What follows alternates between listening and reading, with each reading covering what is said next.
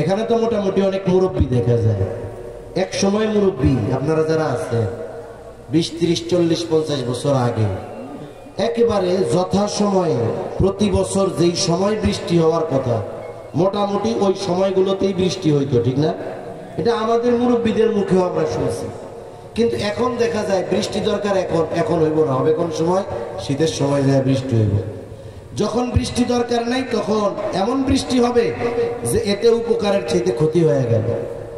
তাহলে আল্লাহ তাআলার নিজাম পরিবর্তন হয়ে গেছে।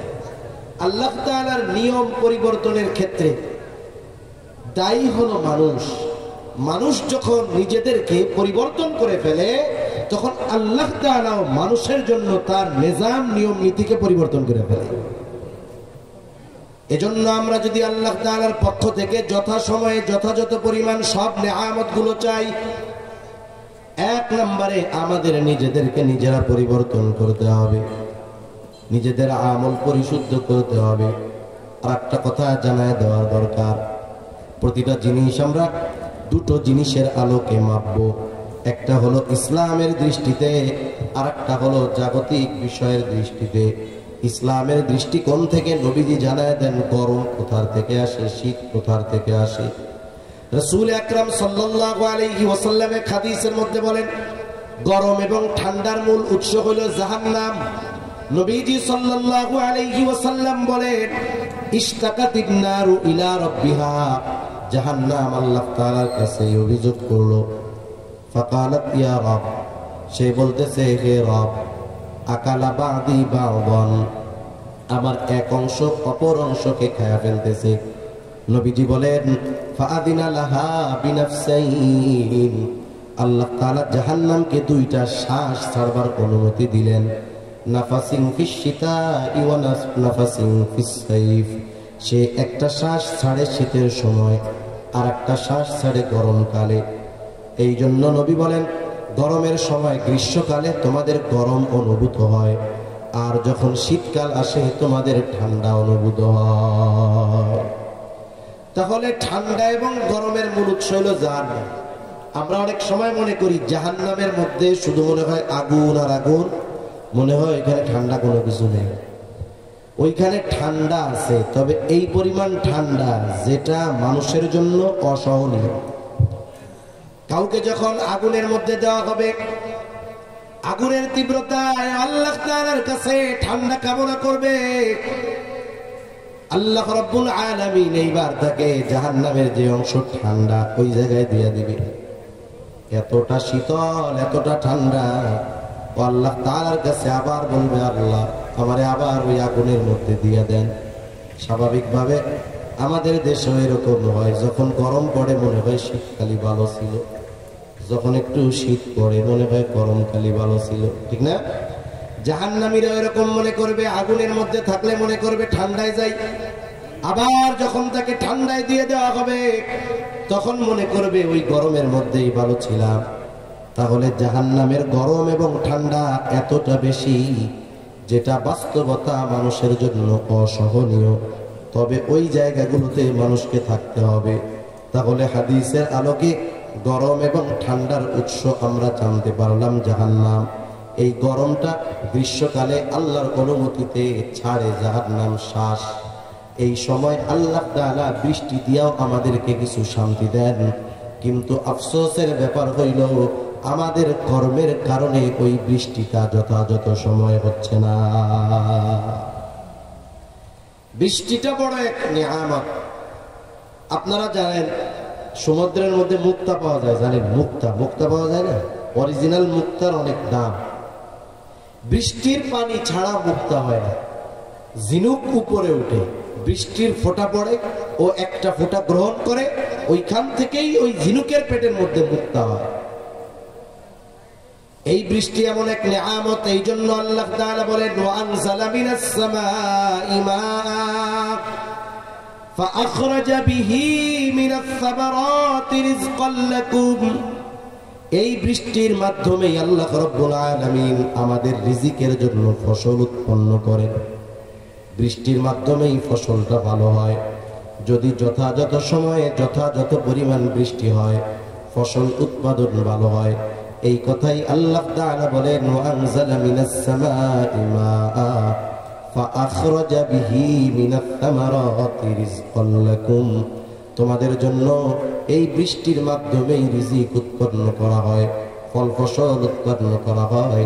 সাথে সাথে আল্লাহ তাআলা বলেন ফালা তাজআলু লিল্লাহি আনদাদান ওয়া আনতুম তা'লামুন, তোমরা আল্লাহ তাআলার সমকক্ষ কোনো কিছু দাঁড় করাও না, তোমরা আল্লাহ তাআলার সাথে শিরক করো না। এখন কথা হলো হুজুর এখানে তো শিরকের কথা বলছে, অন্য কোনো পাপের কথা বলে নাই, আমরা তো শিরক টিরিক করি না। অনেক সময় বড়টা বুঝাইলে ছোটগুলা এমনিই ওর মধ্যে চলে আসে, ঠিক কিনা বলেন? বলেন তো আমি যদি বলি 10, 10-এর মধ্যে 9 আছে না নাই? কথা বলে না, কথা বুঝেন নাই আপনারা? 10-এর মধ্যে 9 আছে তো নাকি ঘুমাইতেছেন আপনারা? এটা তাকবীর দেন, নারায়ে তাকবীর, আরো জোরে নারায়ে তাকবীর, মাশাআল্লাহ। 10-এর মধ্যে 9 আছে না নাই? তাহলে 10 বললে বোঝা যাবে ওই জায়গায় 9 আছে, 8 আছে, 7 আছে, 6 আছে, 5 আছে, 1 আছে। একটা গল্প কই আপনাদের। এক গ্রামে এক ছেলে, বুঝছেন নি, সেই গ্রামে কোনো মানুষ তেমন শিক্ষিত না। গ্রাম অনেক অঞ্চল এখনো এমন আছে যে সারা গ্রাম খুঁজে একটা ম্যাট্রিক পাস পাওয়া লোক পাওয়া কঠিন হয়ে যায়। আগের মুরব্বীরা ম্যাট্রিক আইএ পাস বলতে মনে করতো অনেক উচ্চ শিক্ষিত। এইরকম এক প্রত্যন্ত অঞ্চলের এক যুবক শহরে গিয়ে লেখাপড়া করছে, ঢাকা ভার্সিটি থেকে অনার্স মাস্টার্স কমপ্লিট করে সে বিসিএস ক্যাডার, বড় অফিসার। বিসিএস ক্যাডার মানে মোটামুটি বাংলাদেশের সর্বোচ্চ শিক্ষিত। এখন ওই ছেলেটা বাড়িতে আসছে, এলাকার সব মানুষ দেখতে আসছে, আমাদের এলাকার সবচেয়ে বড় শিক্ষিত মানুষ, সবাই দেখা সাক্ষাৎ করে চলে গেছে। এক মুরব্বী পাশে দাঁড়ায় আছে। এইবার ছেলেটা মুরব্বীকে জিজ্ঞাসা করে, মুরব্বী কিছু বলবেন নাকি? বলে হ্যাঁ বাবা, একটা জিনিস জানতে চাই। মানুষের কাছে শুনলাম তুমি অনেক উচ্চ শিক্ষিত, তা তুমি কি লেখাপড়া করছো? বলে চাচা আমি ঢাকা ভার্সিটি থেকে অনার্স মাস্টার্স কমপ্লিট করছি, সাথে সাথে বিসিএস দিয়েছি, এখন আমি বড় একটা চাকরিও পাইছি। মুরব্বী সহজ সরল মানুষ, উনি তো বুঝে ম্যাট্রিক আইয়া পাস করলে বড় শিক্ষিত। এইবার মুরব্বী জিজ্ঞাসা করে, বাবারে তুমি অনার্স মাস্টার্স কমপ্লিট করছো বুঝলাম, কিন্তু তুমি কি ম্যাট্রিক পাস করছিলে নাকি আব্বা? আর আমারে গন্ধ, যেই বেটায় অনার্স মাস্টার্স কমপ্লিট করে ফেলছে, ও যদি ম্যাট্রিক পাস না করতো জীবনে এই পর্যন্ত যাইতে পারতো, ওর তো ওই জায়গায় স্টপ। তার মানে কেউ যদি বলে আমি মাস্টার্স কমপ্লিট, বুঝতে হবে বাকি সব তার মধ্যে আছে। তাহলে আল্লাহ তাআলা শুধু শিরকের গুনার কথা বলছে, অন্যগুলা কেন বলেন নাই? একটার দ্বারা আল্লাহ তাআলা উদ্দেশ্য করে দিলেন, শুনো, যেহেতু সবচাইতে বড় গুনার কথাটা উল্লেখ করে দিলাম, তোমরা এই গুনাহ সহ সব গুনাহ ছাড়বা। কারণ এই গুনাহ হলো এমন এক গুনাহ, এমন এক পাপ, আল্লাহ তাআলা সবচাইতে বেজার হয় এই পাপ করলে, গুনাহ করলে। তার মানে বোঝা গেল আল্লাহ তাআলা যেটা বোঝাতে চান, আমরা যদি শিরক ছেড়ে দেই, গুনাহ ছেড়ে দেই, পাপ ছেড়ে দেই, আল্লাহ রাব্বুল আলামিন এই জমিন থেকে যথাসময়ে ফসল উৎপাদন করাবেন এবং যথাসময়ে যথাযথ পরিমাণ বৃষ্টি আল্লাহ তাআলা দিবে। তাহলে এই বৃষ্টির নিয়ামত, জাগতিক দৃষ্টিকোণ থেকে যদি দেখি বৃষ্টি হয় না কেন? তারা বলে বৃষ্টি না হওয়ার অনেকগুলো কারণ আছে। জলবায়ুর পরিবর্তন হয়ে গেছে, আবহাওয়ার পরিবর্তন হয়ে গেছে, জল স্থলের ব্যালেন্স ঠিক নাই। কেন নাই? আল্লাহ তাআলা এই জলবায়ু পরিবর্তন এগুলো কেন হয়? আল্লাহ তাআলা বলেন যাহারাল ফাসাদু ফিল বাররি ওয়াল বাহরি বিমা কাসাবাত আইদিন নাস। আল্লাহ তাআলা বলেন জল এবং স্থলে যত রকমের বিপর্যয় আসে, জলের বিপর্যয় কি? বলে আয়লা, লাইলা, সিডর, জলোচ্ছ্বাস হয় কি হয় না? এইগুলা হলো জলের মুসিবত। আবার স্থলের মধ্যে কি বিপর্যয়? বলে অতি খরা, রোদ, বৃষ্টি, অতিবৃষ্টি, অনাবৃষ্টি, বিভিন্ন ধরনের সমস্যা। আল্লাহ তাআলা বলেন জল এবং স্থলে যত রকমের বিপর্যয় আছে সব হলো মানুষের হাতের কামাই। অর্থাৎ মানুষের কর্মফল। আমরা যেমন কর্ম করি জল এবং স্থল থেকে আমাদের ওই রকম প্রতিদান দেওয়া হয়।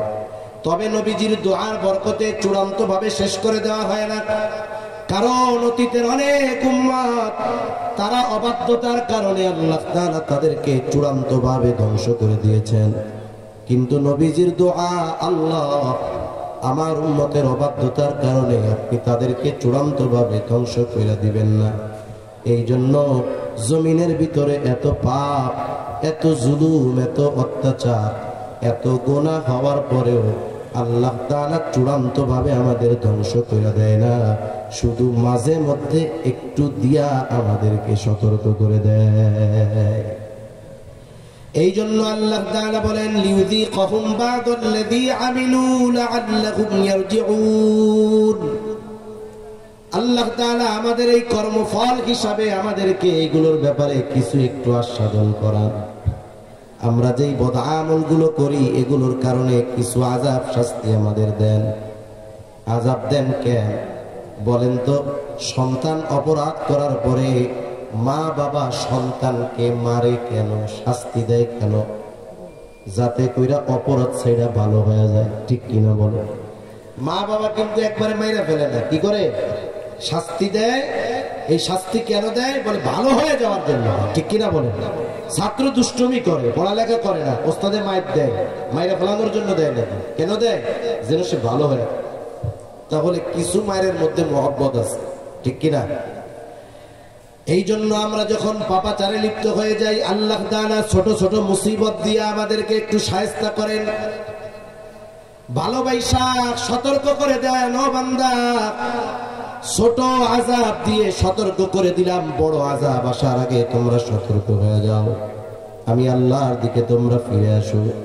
আল্লাহ তাআলা মূলত আমাদেরকে তার দিকে ফিরে যাওয়ার কথা স্মরণ করায় দেওয়ার জন্য আযাব দেন, ছোট ছোট আযাব। এই কথাই বলেন লিউযীকাহুম বা'দাল্লাযী আমিলু লা'আল্লাহুম ইয়ারজিউন, যাতে করে আমরা আল্লাহর দিকেই প্রবর্তিত হই, আমরা যেন আল্লাহর দিকে ফিরে যাই। এই জন্য আল্লাহ তাআলা মাঝে মাঝে ছোটখাটো মুসিবত দিয়ে আমাদেরকে সতর্ক করেন। এর দ্বারা এটা না যে উনি আমাদেরকে ধ্বংস করে দিতে চান, বরং এই বিষয়গুলোর মধ্যে কিছু কিছু সময় মোহাব্বত, ভালোবাসাও থাকে। অনেক সময় বান্দারে আল্লাহ ছোট বিপদ দিয়ে বড় বিপদ থেকে বাঁচায়, ঠিক কিনা বলেন? ছোট বিপদ দিয়ে বড় বিপদ থেকে বাঁচায়। দুনিয়ার বিপদ তো সামান্য, আমরা যদি এখন নিজেদেরকে পরিশোধন না করি তাহলে আখিরাতের যেই বড় বিপদ, ওই বিপদ থেকে আমরা বাঁচতে পারবো না।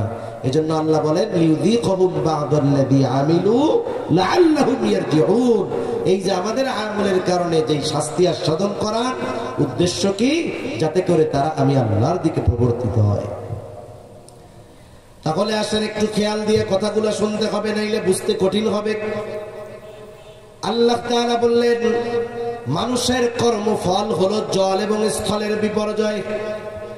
তার মানে আমাদের মন্দ কর্মের কারণে জল এবং স্থলের মধ্যে এই মুসিবত আসছে। মন্দ কাজগুলা সাধারণত দুই ধরনের হয়। এক ধরনের মন্দ কাজ শরীয়তের দৃষ্টিকোণ থেকে মন্দ কাজ, আর এক ধরনের মন্দ কাজ এটা মানুষ সৃষ্ট মন্দ কাজ, যদিও শরীয়ত সেটাকে হারাম বলে না, তবে পছন্দও করে না। যেমন মনে করেন একজন তার স্ত্রীকে তালাক দিয়ে দিয়েছে, তালাক তো দিছে, যদিও তালাক দিছে কিন্তু এটা ইসলাম পছন্দ করে না। জায়েজ তো আছে, সব জায়েজ ইসলাম পছন্দ করে না। সব জায়েজ কি পছন্দ করেনি? ইসলাম করে না। এই যে বউ তালাক দিল, এটা জায়েজ আছে, সে দিয়ে দিয়েছে, কিন্তু এই কাজটা ইসলামে নিন্দনীয়, তবে জায়েজ। এই জন্য কিছু আমল আছে, বদ আমল, যেগুলো শরীয়তের দৃষ্টিকোণ থেকে পাপ। আর কিছু মন্দ কাজ আছে, যদিও ওটাকে ইসলাম হারাম বলে না, তবে ওটা কিন্তু ভালো কাজ না। অনেক উদাহরণ দেওয়া যাবে। মনে করেন একজন এই জায়গায় থুতু ফেলছে, থুতু, বলেন তো স্যাপ থুতু এটা কি নাপাক নাকি? নাপাক? নাপাক, এটা বালাইছে। এখন ওরে যদি কয় তুই জিব্বা দিয়ে সাইটে উঠায় খা, তোরে 500 টাকা দিব, খাবে? মেয়েরে খাওয়া যায়? জায়েজ তো আছে, তাহলে এই জায়েজ কাজ মানুষ করে না, এটা করতেও ভালো লাগে না, দেখতেও ভালো লাগে না, বলতেও ভালো লাগে না, ঠিক কিনা বলে? এই জন্য সব জায়েজ কাজ যে ভালো তা না। তাহলে জল স্থলের মুসিবত আসে আমাদের কর্মের কারণে। কিছু কর্ম হলো শরীয়তের দৃষ্টিকোণ থেকে যেটা পাপ, আর কিছু কর্ম হলো যেটা যদিও হারাম না কিন্তু কাজগুলো ভালো না। প্রথমে আসেন কোন মন্দ কাজগুলোর কারণে এই মুসিবত। লম্বা হাদিস বলা যাবে, ওইদিকে যাব না, দুই একটা কথা বলি। এক নাম্বার বিষয়, নবীজি এক হাদিসের মধ্যে বলেন, ইবনে মাজার হাদিস, লম্বা হাদিস, নবীজি বলেন মানুষ যখন ওজন ও পরিমাপে কম বেশ করে আল্লাহ তাআলা তখন দুর্ভিক্ষ দেয়, সাথে সাথে আল্লাহ তাআলা কঠিন মুসিবতের মুখে পতিত করে মানুষকে। বাস্তবতা হলো আমাদের সমাজে অবশ্যই ওজনে পরিমাপে কম দেওয়া নেওয়া আছে না নাই? আমরা যদি শুধু মনে করি এই কম বেশ করা, এটা মনে হয় শুধু ওজন আর পরিমাপের ক্ষেত্রে, তা নয়। এখানে কম বেশ বিভিন্ন পদ্ধতিতে হতে পারে। কথার কথা, আপনি একজনের একটা জমিনে কাজ দিয়েছেন, আপনি কাজ করাইছেন বেশি, টাকা দিচ্ছেন কম, বলেন এখানে কম বেশ হয়েছে কি হয় না? আবার যারে কাজ দিয়ে আসছেন সে দুষ্টমি কইরা কাজ করছে কম, কিন্তু পরিমাণে বিনিময় নিয়েছে বেশি, কম বেশ হয়েছে কি হয় না? এই ধরনের যত কম বেশ আছে, দেওয়ার সময় ঠিক মতো দেয় না, নেওয়ার সময় বুঝা নেয়। এই যে কম বেশ যারা করে, এই কম বেশের কারণে আল্লাহ তাআলা দুর্ভিক্ষ দেয়, মহামারী দেয়, কঠিন মুসিবতে পতিত করে মানুষদেরকে। প্রত্যেকটা জায়গায়, দোকানে দোকানে, প্রত্যেকটা পরিমাপের পাত্রের মধ্যে ভেজাল আছে। তেলের পাত্রে কম, ওজনের পাত্রে কম। ঢাকা শহরে রিমোট দিয়া পাল্লা নিয়ন্ত্রণ করে, 100 কেজিতে 10 কেজি রিমোট দিয়ে গায়েব করে ফেলে। তার মানে পাল্লার উপরে 90 কেজি দিলে রিমোট দিয়া 100 কেজি বানায় ফেলতে পারে, 10 কেজি খেয়ে দিল। এরপরে নবীজি বলেন মানুষ যখন যাকাত দেওয়া বন্ধ করে দেয় তখন আল্লাহ তাআলা বৃষ্টি বন্ধ করে দেয়। যাকাত দেওয়া বন্ধ করে দিলে বৃষ্টি আল্লাহ তাআলা বন্ধ করে দেয়। বাস্তবতা হলো আমাদের দেশের যত মানুষের উপরে যাকাত ফরজ, সব মানুষ যাকাত দেয় না, সব মানুষ যথাযথভাবে যাকাত দেয় না। অনেকে যাকাত দিলেও সেটা নামকে ওস্তে অনুমানের ভিত্তিতে দিয়ে দেয়, কিন্তু যাকাত দেওয়ার ক্ষেত্রে সমুদয় সম্পদ যথাযথভাবে হিসাব করে যথাযথভাবে যাকাত প্রদান করা উচিত। খেয়াল করলে দেখা যাবে অনেক মানুষের উপরে যাকাত ফরজ কিন্তু সে দেয় না। নামাজ যেমন ফরজ, যাকাতও এরকম ফরজ। নামাজের ব্যাপারে যতটুকু গুরুত্ব, যাকাতের ব্যাপারে ততটুকু নাই। সেই জন্য যথাযথ পরিমাণ বা যাকাত যখন মানুষ দেয় না, আল্লাহ তাআলা তখন বৃষ্টি বন্ধ করে দেয়। বলে একেবারেই বন্ধ করে দেওয়া হবে, বৃষ্টি একবারেই আল্লাহ দিতেন না। কেন দেন? বলে এই যে পশু পাখি আছে, চতুষ্পদ জানোয়ার গুলো আছে, এদের কারণে আল্লাহ তাআলা বৃষ্টি দেয়, না হলে আল্লাহ তাআলা আমাদের এই পাপের কারণে কখনোই বৃষ্টি দিতেন না। এই জন্য শারীরিক ইবাদত গুলো যেমন আমরা ঠিকঠাক ভাবে করার চেষ্টা করি, এই যে অর্থনৈতিক ইবাদত যাকাত, এটাকেও আমরা যথাযথভাবে আদায়ের চেষ্টা করব। তাহলে বৃষ্টি না হওয়ার অন্যতম কারণ হলো আমাদের পাপ। এটা হলো শরীয়তের দৃষ্টিকোণ থেকে। আর মনুষ্য সৃষ্ট যেই সমস্যা, এগুলার থেকে বৃষ্টিপাত বন্ধ হওয়ার কারণ কি, গরম পড়ার কারণ কি?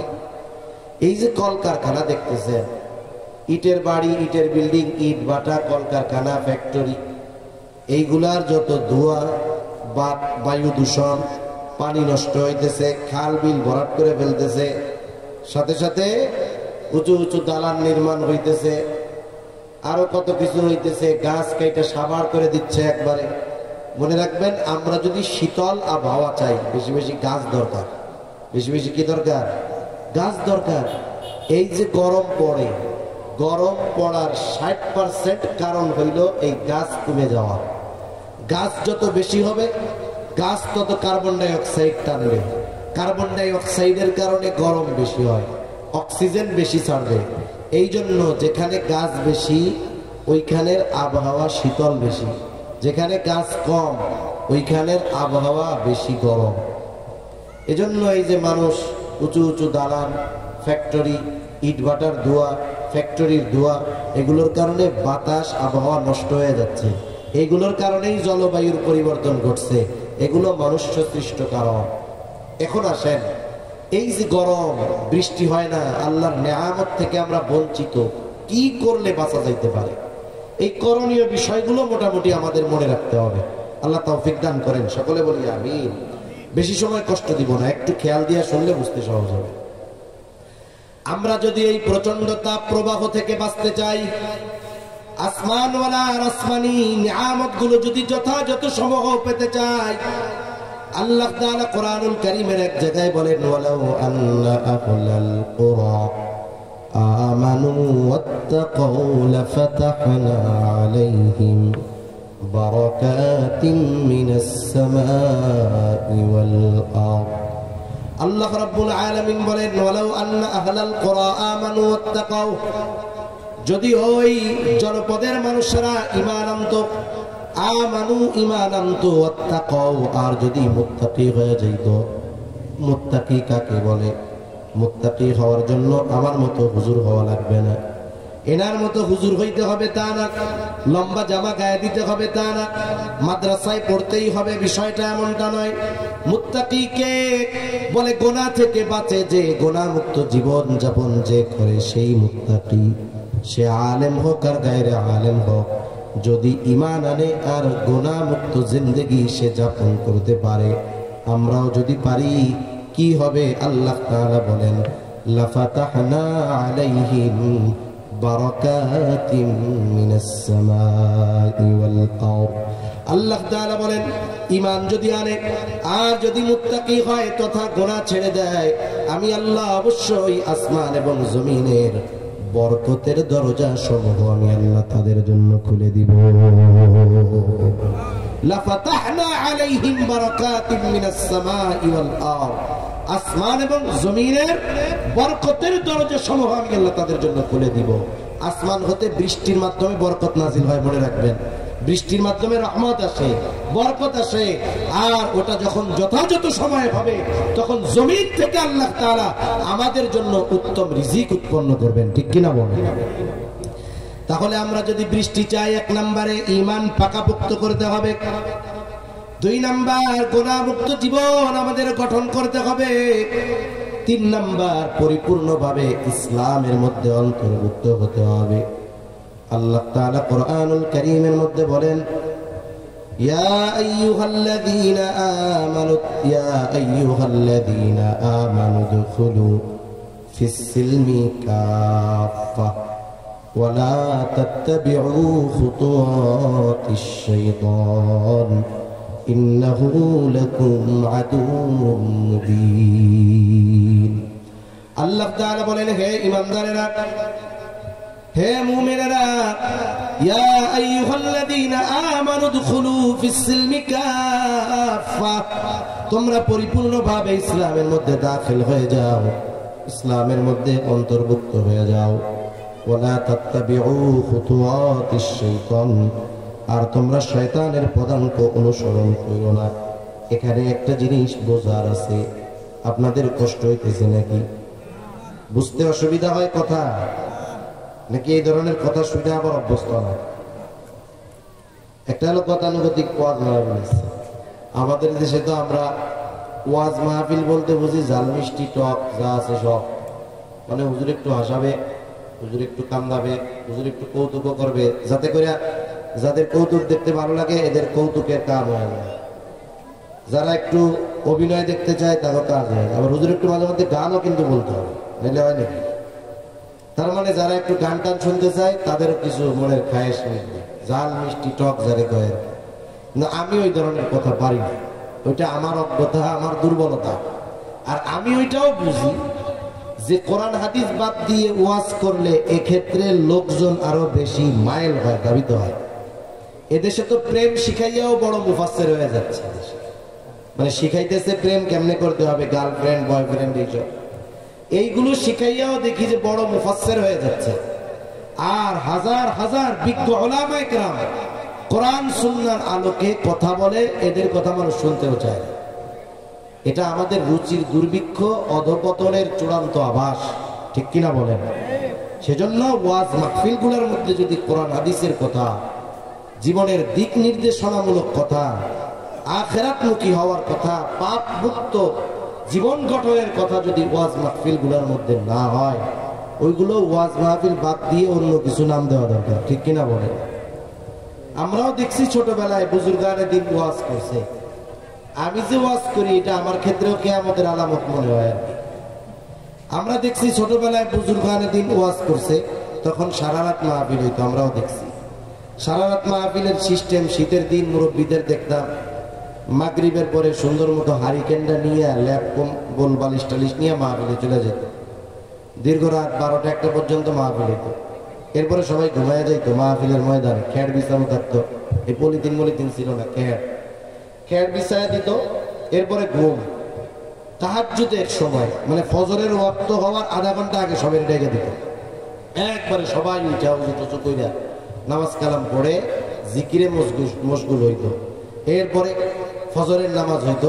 ফজরের নামাজের পরে বুজুর্গ আলেম জিকির করায়া, একটু বয়ান করায়া, দোয়া করে ছেড়া দিত। মানুষ যাইতো একদিনের ওয়াজে 1 বছর কাজে লাগতো, ঠিক কিনা বলে? তখন তো এত রংঢং ছিল না, তখন তো এত হুজুর ছিল না, গান বাদ্য ছিল না। আমরা তো কোরআন হাদিস দিয়ে দিল থেকে কথাগুলো বলতো। বাস্তবতা হইল তারাও দিল থেকে বলতো, আর যারা শুনতে আসতো এরাও হেদায়েতের নিয়তেই শুনতে আসতো। যিনি বলতেন তিনিও মুখলেস, যারা শুনতেন তিনিও মুখলেস। আর আমরা আসি এও খালি, জিতে আসে এগুলোও খালি, ঠিক কিনা বলে? মানুষজন আসে কি মনে করে, দেখি হুজুর কণ্ঠমণ্ঠ দেয় কিনা, দেখি হুজুর সঙ্গীত মঙ্গীত কয় কিনা, দেখি হুজুর একটু গরম বানায় দেয় কিনা। যদি তার মন মতো ওয়াজ হয়, কোরআন হাদিসের ওয়াজ দেয়, শ্রোতার মন মতো যদি কথা হয়, সে কথা ভালো হোক আর মন্দ হোক, অশ্লীল হোক আর শালীন হোক, এটা দেখার দরকার নাই। তার মন মতো হইলে সে তখন বলবে হ্যাঁ হুজুরের ওয়াজটা খুব ভালো হয়েছে, ঠিক কিনা বলে? নইলে এদেশে মাহফিল হাজার হাজার মাহফিল হয় দৈনিক। আমরা কয়টা মাহফিল করি? তার চাইতে ওই বয়াতিরা অনেক বেশি মাহফিল করে। সারা ওয়াজের মধ্যে একটা কোরআন হাদিস বলবে না। আপনারা কথা শুনেন আর না শুনেন, আমল করেন আর না করেন পরের কথা। যতটুকু কোরআন আমি পড়লাম, এই পড়ার কারণে আমার যদি প্রতি অক্ষরে 10টা সওয়াব হয়, 10টা নেকি হয়, আপনারা যারা শুনলেন তাদের হবে না? কমপক্ষে এই কাজটা তো হবে, কি বলেন? যা বলতেছি আমলের কথা আমল করেন আর না করেন, কিছু সওয়াব নিয়ে যাওয়া যায়। কিন্তু গান বাদ্য শুইনা, কৌতুক কইরা, মজা কইরা, হাসাহাসি কইরা, হাসাইতে হাসাইতে ওয়াজে, ইউটিউবের মধ্যে ওয়াজের শিরোনাম দেয়, বুঝছেন? শিরোনামগুলো দেখলে যে কেমন লাগে। কি দেয়? কয় যে ওয়াজে হাসতে হাসতে শ্রোতাদের লুঙ্গি খুলে গেল। আরে ওয়াজে তো সতর ঠিক রাখার কথা ছিল, ওয়াজের ঠেলায় যদি লুঙ্গি খুলে যায়, এমন ওয়াজ কি জান্নাতে নিবে না? এজন্য আমাদেরকেও নিজেদের পরিবর্তনের জন্য ওয়াজ মাহফিলে আসতে হবে, শুনতে হবে। আল্লাহ তাআলা বুঝবার তৌফিক দান করেন, সকলে বলি আমিন। কষ্ট পেলেন না তো?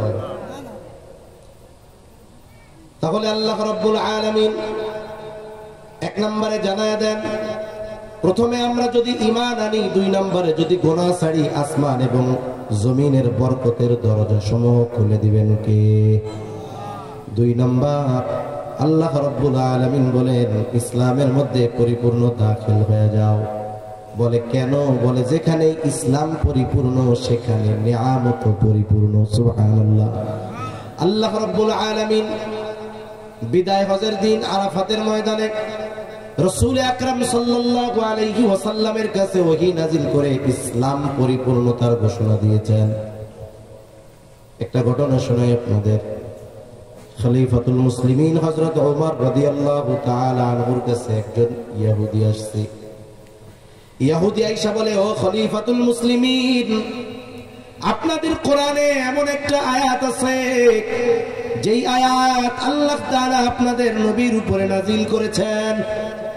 ওই আয়াত যদি মুসা আলাইহিস সালামের উপরে নাজিল হইতো, তাওরাতে যদি ওই আয়াতটা নাজিল হইতো, যেই দিন নাজিল হইতো ওই দিনটাকে আমরা ঈদের দিন বানায় ফেলতাম।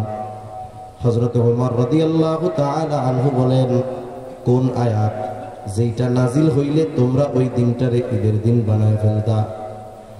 হযরত ওমর রাদিয়াল্লাহু তাআলা আনহুর কথার জবাবে ইহুদি বলে ওই আয়াত আল-ইয়াওমা আকমালতু লাকুম দীনাকুম ওয়া আতমামতু আলাইকুম নি'মাতি ওয়া রাদিতু লাকুমুল ইসলাম দীনা। হযরত ওমর রাদিয়াল্লাহু তাআলা আনহু বলেন, আল্লাহর শপথ, ওই আয়াত কোন সময় কোন জায়গায় কার উপরে নাজিল হয়েছে আমি সবগুলো জানি। ওই আয়াত মুহাম্মাদুর রাসূলুল্লাহ সাল্লাল্লাহু আলাইহি ওয়াসাল্লামের উপর আরাফাতের ময়দানে আল্লাহ তাআলা এই আয়াতকে নাজিল করেছে। এই আয়াতের মধ্যে আল্লাহ তাআলা বলেন, আজকের এই দিন আমি তোমাদের জন্য তোমাদের দিনকে পরিপূর্ণ করলাম। একটু খেয়াল দিয়ে কথা শুনতে হবে। আল-ইয়াওমা আকমালতু লাকুম দীনাকুম, আমি তোমাদের জন্য আজকে তোমাদের দিনকে পরিপূর্ণ করলাম। এখন দিন শব্দের অর্থ কি? এখন রাত, হুজুর কালকে হবে দিন সূর্য উঠলে, এই দিন নাকি? এই দিন শব্দের অর্থ হলো জীবন ব্যবস্থা।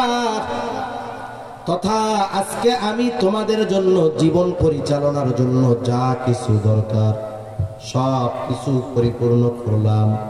ঘোষণাটা কার? আল্লাহর নাম জোরে বলতে কষ্ট হইতেছে আপনাদের। আল্লাহর নাম জোরে কে মরে যান তো, জোরে বলেন। দিন পরিপূর্ণ করছে কে?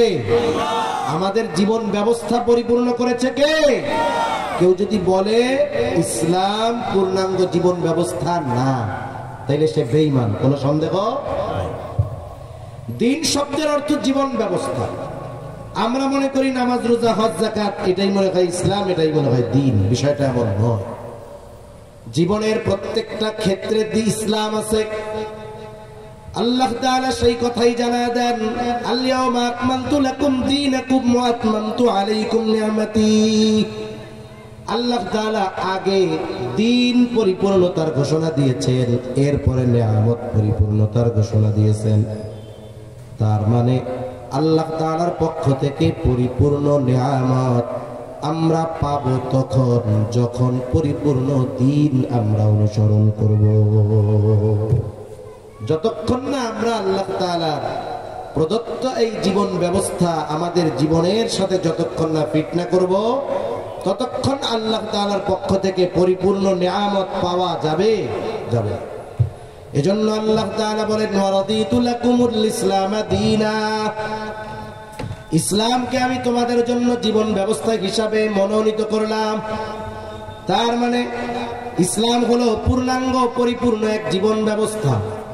এখানে শুধু নামাজ, রোজা, হজ, যাকাতের কথা নয়। বলেন তো ব্যবসা কিভাবে করতে হবে ইসলামের মধ্যে আছে না নাই? আপনি পরিবার কেমনে চালাবেন ইসলামের মধ্যে আছে। আপনি রাষ্ট্র চালানোর দায়িত্ব পেয়েছেন, রাষ্ট্র কেমনে চালাবেন ইসলামের মধ্যে আছে। আপনি আপনার অর্থনীতি কিভাবে পরিচালনা করবেন ইসলামের মধ্যে আছে।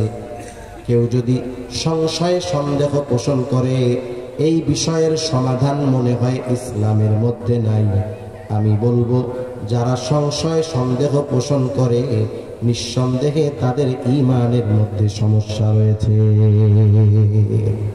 এজন্য আমরা যদি আল্লাহর পক্ষ থেকে পরিপূর্ণ নিয়ামত চাই, আমাদেরকে পরিপূর্ণ ইসলাম মানতে হবে। ইসলাম শুধু মসজিদে না, ইসলাম বাজারেও আছে, দোকানেও আছে, ঘরেও আছে, ব্যবসায়ও আছে, রাস্তায়ও আছে, দোকানেও আছে, ঠিক কিনা বলেন? সেজন্য ইসলাম বিহীন আল্লাহ তাআলার পক্ষ থেকে পরিপূর্ণ নিয়ামত কশিন কালেও আশা করা যায় না। তাহলে আমরা যদি মুসিবত থেকে বাঁচতে চাই কি করব? এই কথা কইতেছে। 1 নাম্বার পরিপূর্ণ ঈমান, 2 নাম্বার গুনাহ ছাড়তে হবে, 3 নাম্বার পরিপূর্ণ ইসলামী অনুশাসন মেনে চলতে হবে। এখন বলতে পারেন, হুজুর আমাদের দেশ তো ইসলামিক কান্ট্রি নয়, যদিও আমাদের রাষ্ট্রধর্ম ইসলাম, এটাই আছে শুধু, আর বাকি তো ইসলামিক নিয়ম অনুসারে চলে না। যেগুলো চলে না, যেগুলো আমি আপনি চালাইতে পারি না, ওগুলার ব্যাপারে আল্লাহ আমাদের জিজ্ঞাসা করবে না। জিজ্ঞাসা করবে?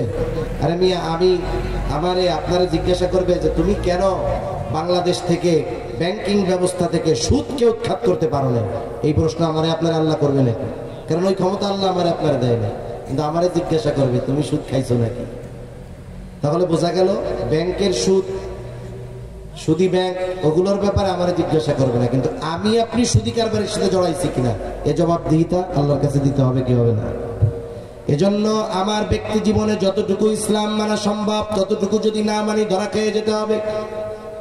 ওইটুকুর ব্যাপারে কমপক্ষে আল্লাহ তাআলার কাছে আমাকে আপনাকে জিজ্ঞাসার কাঠগড়ায় দাঁড়াতে হবে। এই জন্য আমি প্রত্যেকটা জায়গায় ইসলামকে খুঁজবো। দোকান দিয়েছেন, ব্যবসা করবেন, আপনাদের ইমাম আছে, মাদ্রাসার মুফতি আছে, জিজ্ঞাসা করবেন হুজুর কোন পদ্ধতিতে ব্যবসা করলে হালাল ভাবে ব্যবসা করা যাবে। আমার দাদাও মসজিদের ইমাম ছিলেন। ছোটবেলায় দেখছি মেয়ের বিবাহ দিবে, ছেলের বিবাহ দিবে, বেটা বউয়ের সাথে পরামর্শ করার আগে আইসা হুজুরের সাথে পরামর্শ করত। আগে আসতো হুজুরের কাছে, যদি পরিচিত হইতো আশেপাশের এলাকার হুজুরে আইসা কইত হুজুর গো অমুকের পোলা তো আমার মেয়েটারে নিতে চায়, আপনি কি কন, আপনি যেটা করবেন এটাই হইবে। আর এখন তো বেটা সিদ্ধান্তই নিতে পারে না, সিদ্ধান্ত সব নেয় তো তার বউ, ঠিক কিনা বলে? বেটা তো শুধু বাজার করে আনবে, আর কোনো কাম নাই তার। অথচ আগে আমাদের কাছে জিজ্ঞাসা করতো হুজুর বিবাহ দিব, দূরের যদি হইতো মেয়ে দেখতে যাবে জিজ্ঞাসা করতো হুজুর আপনি একটু আমগুলোকে চলেন, হুজুর আমি কে মেয়ে দেখবো নাকি? না না, ওই যে জিজ্ঞাইতে হইব না, আপনি আমাদের সাথে থেকে জিজ্ঞাসা করবেন কি কি জিজ্ঞাসা করার দরকার। আর এখন ইমামদেরকে মনে করে বেশিরভাগ জায়গায়, আপনাদের এলাকার অবস্থা আমি জানি না, কিন্তু ধর্মপ্রাণ মুসল্লি মুসলমান আপনাদের পরিবেশ দেখে বোঝা যায়। এইখানে যে এত সুন্দর সুন্দর কারেন্ট চলে গেছে, মসজিদের লাইনের এই লাইন আলাদা। আমরা একটু জিকির করি লা ইলাহা ইল্লাল্লাহ।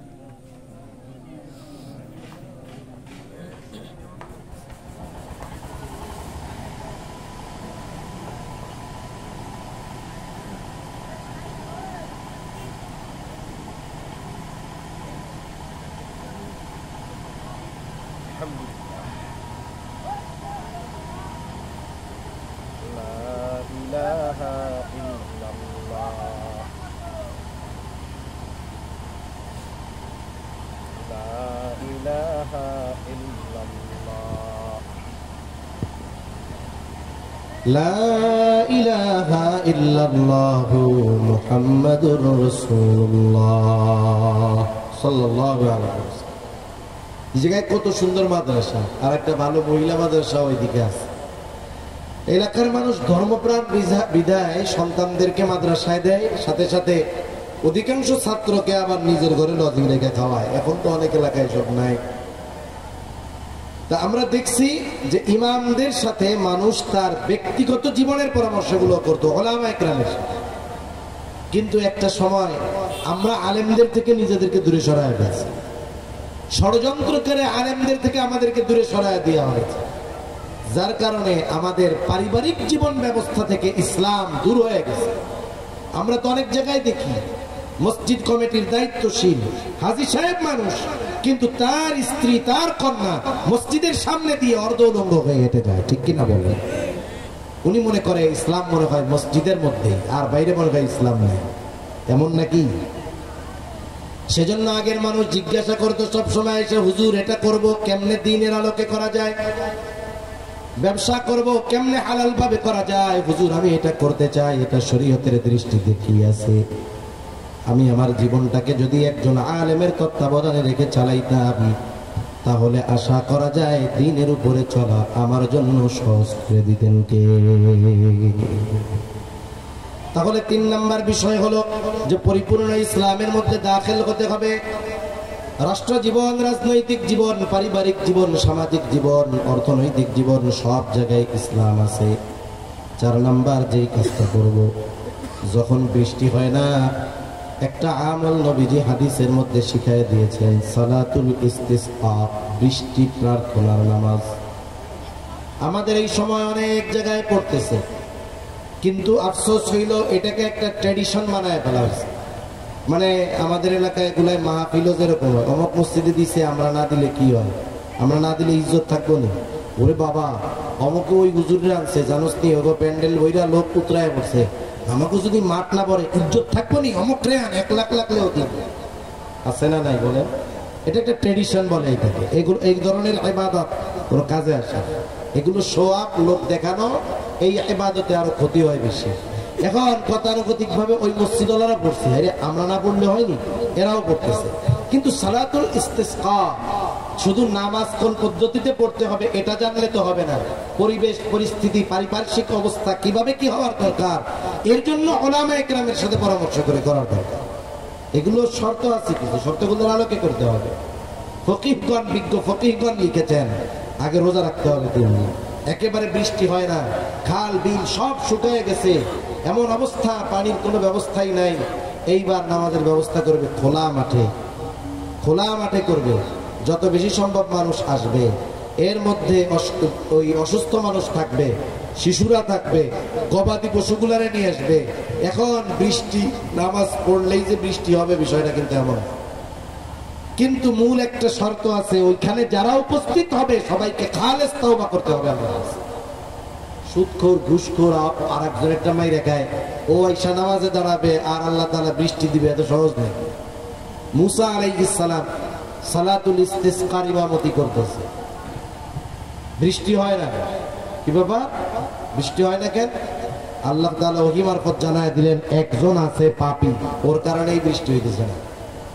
মুসা আলাইহিস সালাম বলতেছে কে আছো যার কারণে বৃষ্টি হইতেছে না? যেই এই কথা বলছে ও তো মনে মনে চিন্তা করতেছে আমার অবস্থা তো খারাপ, ধরা পড়ে গেলে তো ইজ্জত শেষ। আল্লাহ তাআলার কাছে দোয়া করতেছে মনে মনে, আল্লাহ এতকাল গুনাহটারে লুকায় রাখলেন, আল্লাহ আমার গুনাহ আপনি প্রকাশ করে দেন, আমি মাপ চাইলাম, আপনি আমার গুনাহগুলো সব মাফ করে দাও। এক ব্যক্তি গুনাহগার খালেস ভাবে তাওবা করছে, আল্লাহ মাফ করছে, সাথে সাথে বৃষ্টি শুরু হয়ে গেছে। সুবহানাল্লাহ। এই যে ট্রেডিশন যে আমরা শুরু করছি ফেসবুকে ছবি দিয়া দিয়া যে আমরা সালাতুল ইস্তিসকা আদায় করলাম, এই করলাম সেই করলাম, এখন তো বৃষ্টি হয় না। নাস্তিক ইসলাম বিদ্বেষীরা কি শুরু করছে, দেখ নামাজ পড়ে সব উতরাই ফেলতেছে, বৃষ্টির নামে খবর নাই, আরো গরম পড়ে বেশি। অথচ ভুল আমাদের, সিস্টেমে ভুল আমাদের। আমরা তাওবা না কইরা খালেস ভাবে গুনাহ মুক্ত না হয়ে নামাজে দাঁড়ায় গেছি, এ তো শর্তই, নামাজ কবুল হবে না, স্বাভাবিক বিষয়।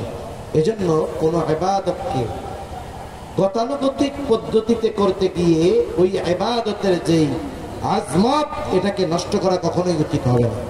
এজন্য উচিত যদি কোনো এলাকায় সালাতুল ইস্তিসকা আদায় করতে হয় ওই এলাকার সকল বিজ্ঞ উলামায়ে কেরামের সাথে পরামর্শ করে শর্তগুলো ঠিক রেখে এরপরে সালাতুল ইস্তিসকা আদায় করতে হবে, তাহলে আশা করা যায় আল্লাহ বৃষ্টি দিবে।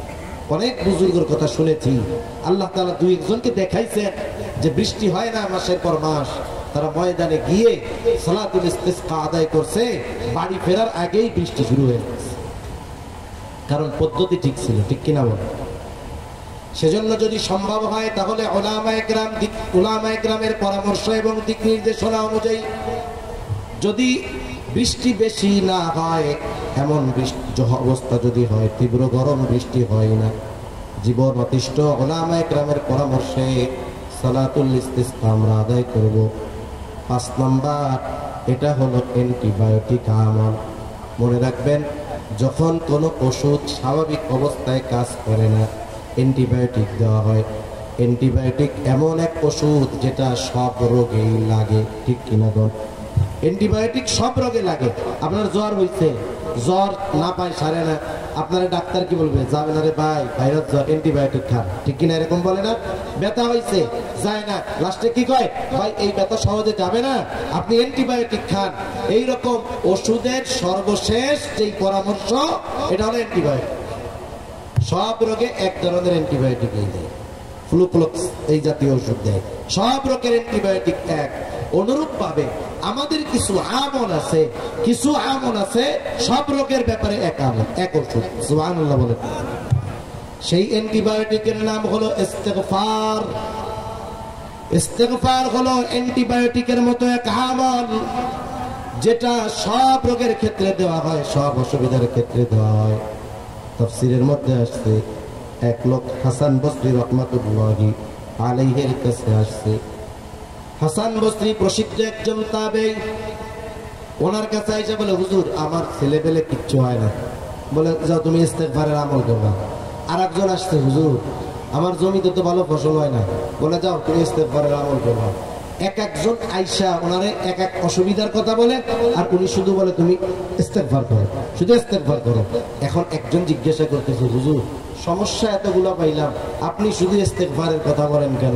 বলে, ইস্তেগফার হলো এমন এক আমল যার দ্বারা আল্লাহ সব সমস্যা দূর করে দেয়। সুবহানাল্লাহ। একথা আমাদের না, একথা আল্লাহ তাআলা। আল্লাহ তাআলা বলেন সূরা নূহের মধ্যে আসছে, যদিও হযরত নূহ আলাইহিস সালাম তার উম্মতদেরকে উদ্দেশ্য করে বলতেছেন ফাকুল তুস্তাগফিরু রাব্বাকুম ইন্নাহু কানা গাফফারা ইউরসিলিস সামাআ আলাইকুম মিদরারা ওয়া ইউমদিদকুম বিআমওয়ালিন ওয়া বানিনা ويجعل لكم جنات ويجعل لكم أنهارا। হযরত নূহ আলাইহিস সালাম তার উম্মতদেরকে যদিও বলতেছেন, এই নির্দেশনা শুধু যে তার উম্মতের জন্য তা নয়, মুফাসসিরিনে কেরাম বলেন এই আমল এটা কিয়ামত পর্যন্ত যত উম্মত আসবে, যত মানুষ আসবে ঈমানদার সবার জন্য ইস্তিগফার পাঠ করলে কি হয়? এক নাম্বার ফাকুল তুস্তাগফিরু রাব্বাকুম ইন্নাহু কানা গাফফারা, আল্লাহ তাআলার কাছে ইস্তিগফার করলে, ক্ষমা চাইলে, এক নম্বরে ক্ষমা চাওয়ার কারণে আল্লাহ তাআলা গুনাহগুলো মাফ করে দেয়। আল্লাহ তাআলার কাছে ইস্তিগফার করলে তথা ক্ষমা চাইলে আল্লাহ এক নম্বরে গুনাহ মাফ করে দেয়। এরপরে কি করে?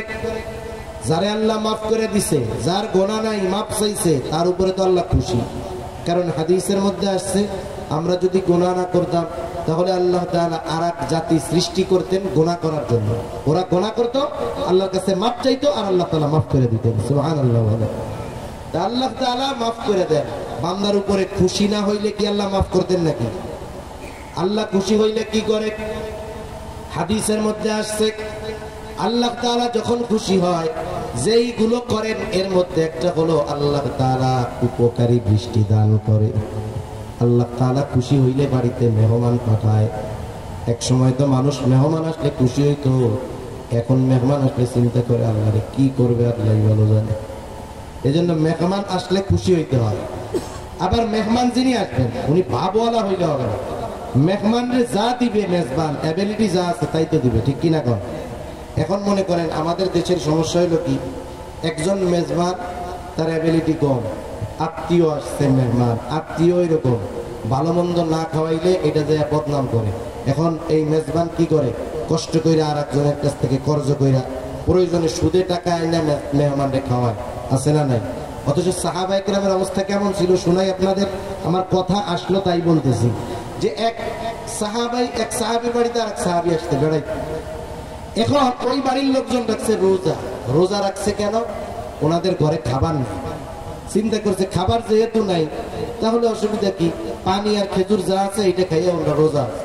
মেহমান আসছে দুপুর বেলা, এখন আইসা বলতেছে আলহামদুলিল্লাহ আপনি তো আসছেন, আহলান সাহলান, বরকতময় হোক, আপনি তো আসছেন, কিন্তু আমরা তো রোজা, আমাদের ঘরে কোনো খাবার নেই।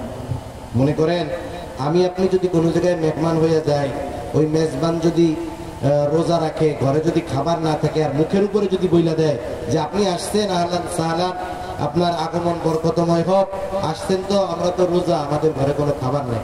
আমরা বাড়িতে ফিরে গিয়ে আত্মীয় স্বজনকে বলবো কত বড় লোক, খারাপ দেখছো, গেছি আমাকে কয়ে কয়ে ফিরাই দিচ্ছে, ঠিক কিনা?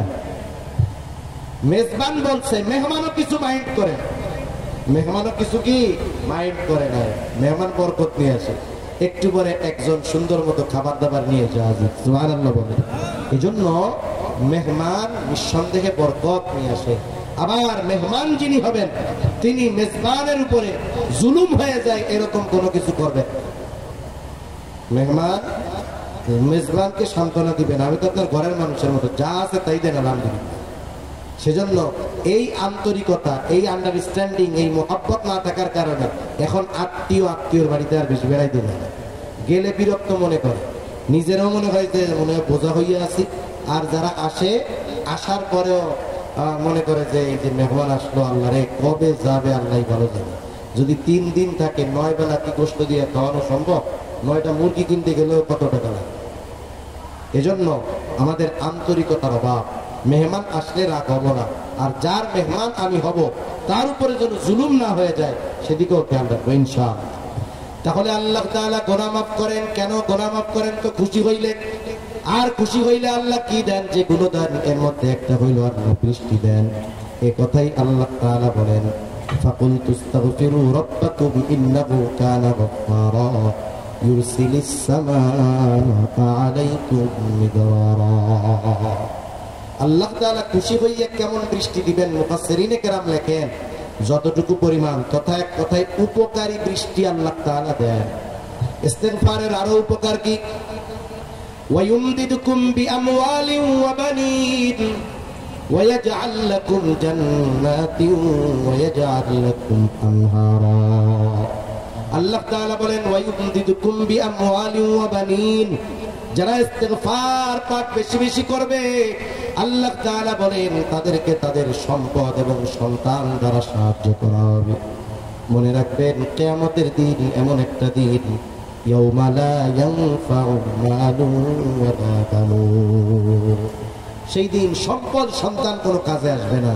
কিন্তু যারা ইস্তিগফার পাঠ করতো বেশি বেশি, আল্লাহ তাআলার কাছে বেশি বেশি যারা ক্ষমা চাইতো, আল্লাহ তাআলা দুনিয়া আখিরাতে তাদের সম্পদ এবং সন্তানদের দ্বারা তাদেরকে সাহায্য করবেন। সুবহানাল্লাহ। দুনিয়াতেও করবে, আখিরাতেও আল্লাহ তাআলা করবে। ওয়ায়াজআল লাকুম জান্নাতিন ওয়ায়াজআল লাকুম আনহারা, কি দিবেন? আল্লাহ তাআলা পানির প্রবাহ ঠিক রাখবেন। যেই উদ্যান, যেই বাগান সমূহ আল্লাহ তাআলা ইস্তিগফারের বদৌলতে বরকত দিয়া ভরপুর করে দিবে। কিন্তু আফসোসের ব্যাপার, আমরা ইস্তিগফার থেকে আজ বহু দূরে চলে গিয়েছি। সেই জন্য বেশি বেশি যদি ইস্তিগফার পাঠ করি তাহলে আশা করা যায় আল্লাহ তাআলা আমাদের জন্য উপকারী সকল বিষয় সহজে দিয়ে দিবে। তাহলে আবার একটু রিমাইন্ড, করণীয় বিষয়গুলো, আগের কথাগুলো সব মনে না থাকলে অসুবিধা নেই। 1 নাম্বার, ঈমানকে একেবারে পরিপক্ক করবে, শিরিক মুক্ত ঈমান হতে হবে। 2 নাম্বার, গুনাহ মুক্ত জীবন করতে হবে। 3 নাম্বার, জীবনের প্রত্যেকটা ক্ষেত্রে ইসলাম আমাদেরকে অনুসরণ করতে হবে। 4 নাম্বার, অবশ্যই অবশ্যই বেশি বেশি ইস্তিগফার পাঠ করতে হবে। করা যাবে তো ইনশাআল্লাহ? তাহলে কি হবে? আল্লাহ গুনাহ মাফ করবে, বৃষ্টি দিবে, সন্তান এবং সম্পদের দ্বারা দুনিয়া আখিরাতে উপকৃত করবে, পানির প্রবাহ আল্লাহ ঠিক রাখবে, আমাদের উদ্যানে ভরে দিবে আল্লাহ তাআলা, বাগান হবে, গাছগাছালি বেশি হবে। এই গরমের তাপ আল্লাহ যদি চায় কেটে যাবে, ঠিক কিনা বলেন? এগুলো করণীয় আমল। সাথে সাথে জাগতিক কয়েকটা আমল বলে আমি আলোচনা শেষ করে দেবো 5-6 মিনিটের মধ্যে। তাহলে গরমের কারণ কি? বলে কার্বন ডাই অক্সাইডের কারণে বেশি গরম হয়। আমরা স্বাভাবিকভাবে জানি গাছ কি করে, কার্বন ডাই অক্সাইড গ্রহণ করে আর অক্সিজেনকে আমাদের জন্য ছাড়ে। আমাদের জন্য অক্সিজেন উপকারী, কার্বন ডাই অক্সাইড ক্ষতিকর। তাইলে বোঝা গেল গাছ যত বেশি হবে, কার্বন ডাই অক্সাইড তত বেশি গাছ শোষণ করবে, তত বেশি ঠান্ডা হবে, গরম কমবে। এটাই তো বিজ্ঞানের ভাষায় সোজা কথা যেটা। এখন গাছ লাগানোর ফজিলত, মুসলিম শরীফের মধ্যে হাদিসের প্রসিদ্ধ একটা কিতাব সহিহ মুসলিম, এখানে গাছ লাগানোর ব্যাপারে, ফজিলতের ব্যাপারে অনেক হাদিস আছে, অনেক হাদিস। যেমন এক হাদিসের মধ্যে নবীজি বলেন, যখন কোনো মুসলমান গাছ লাগায়, এই গাছের থেকে যেই ফল হয়, যেই ফলগুলো পাখি খায়, এটা তার জন্য সদকা, মানুষে খায় সদকা। শুধু তাই না, কেউ যদি চুরি কইরা নিয়ে যায়, নবীজি বলেন এটাও তার জন্য সদকা। এই জন্য আমরা বেশি বেশি গাছ লাগাবো, রাস্তার ধারে গাছ লাগাবেন। একজন পথিক গাছের ছায়ায় উপকৃত হলো, এটাও হবে সদকা। এই জন্য বেশি বেশি গাছ লাগাইতে হবে, এটা আমাদের জন্য উপকারী বিষয়। গাছ লাগাবো সদকার নিয়তে। কেউ যদি ফল খেয়ে ফেলে সওয়াব হবে, পাখিতে খাইলে সওয়াব হবে, চুরি করে নিয়ে গেলে সওয়াব হবে, গাছের ছায়ায় যদি বসে সওয়াব হবে। বড় গাছ ডাল ভেঙে গেছে, একজন ডাল নিয়ে ভাত রান্না করে খাইছে, সওয়াব হবে, ঠিক কিনা বলেন? এজন্য বেশি বেশি গাছ লাগাবো। এইবার আমরা নিয়ত করব, বৃষ্টি যখন শুরু হবে প্রত্যেকে কমপক্ষে 5টা করে গাছ লাগাবো। ফলজ গাছ হোক আর ঔষধি গাছ হোক আমরা লাগাবো। যদি লাগাই আমাদের পরিবেশের ব্যালেন্সও রক্ষা হবে। সাথে সাথে আল্লাহ তাআলার নবী জানায় দেন, সদকার নিয়তে যদি লাগাই তাহলে সদকার সওয়াব হয়ে যাবে। এই কাজগুলো আমরা বেশি বেশি করার চেষ্টা করব।